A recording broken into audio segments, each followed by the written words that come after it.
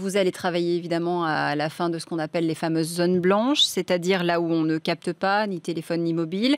En 2011, si mes souvenirs sont bons, Éric Besson, qui était à ce poste, promettait avec Nicolas Sarkozy du très haut débit pour 70% des Français dès 2020 et 100% en 2025. On en est toujours finalement au même point. On n'en est pas toujours au même point, mais il faut se dire qu'à l'époque... On avance doucement.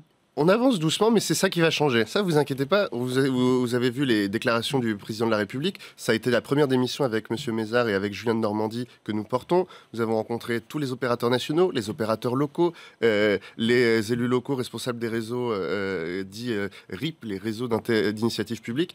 On les a tous rencontrés plusieurs fois, puis on va continuer à les voir pendant l'été pour que d'ici septembre, on soit capable de se donner une feuille de route qui permette la couverture de tout le territoire en mobile dès 2020, pour tous, avec du haut et du très haut débit pour tous dès 2020. Quand est-ce que nous, on va voir les choses? Nous, consommateurs, nous, clients, Internet, dans les zones rurales, dans les zones qui manquent de haut débit, de très haut débit. Vous savez, ces 6 millions-là, pendant toute la campagne, j'y suis allé régulièrement, et depuis que je suis élu, je reçois de très nombreux courriers. C'est pour moi l'essentiel. C'est une rage.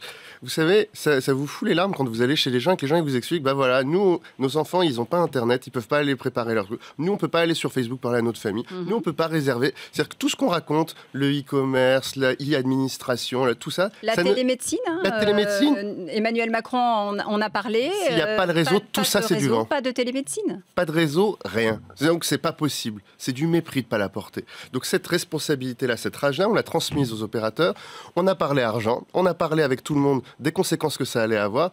Et l'objectif pour le gouvernement, c'est au mois de septembre d'être capable de donner un regard, une vision de comment on va réussir à tenir ces objectifs qui sont des objectifs pris par le président de la République, portés par ce gouvernement et que nous tiendrons.